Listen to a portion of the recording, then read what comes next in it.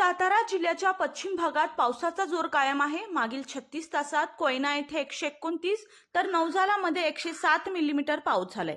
यामुळे कोयना धरणात येणारी पाण्याची आवक वाढली आहे। सध्या धरणात किती क्युसेकने पाणी येत आहे, तसेच धरणात किती पाणी साठा जमा झाला आहे, हे आपण या व्हिडिओच्या माध्यमातून पाहूयात। त्याआधी मंडळी, जर तुम्ही आमच्या हॅलो बळीराजा चॅनलला सबस्क्राइब केला नसाल तर सबस्क्राइब करा, जेणेकरून आमची अपडेट तुमच्यापर्यंत लवकर पोहोचतील।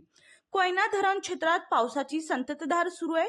मागील 36 तासात कोयना नगर येथे 129 तर जून पासून आतापर्यंत 1361 मिलीमीटर पाऊस पडलाय, तर नवजाला येथे आतापर्यंत 1454 मिलीमीटर पाऊस झालाय। महाबळेश्वर या पावसाळ्यात आतापर्यंत 1188 मिलीमीटर पर्जन्यमानाची नोंद झाली आहे।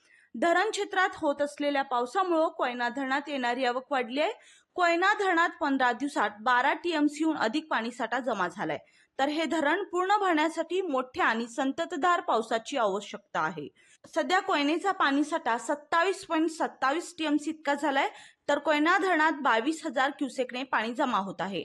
कोयना धरण सध्या 25.91% भरलं आहे।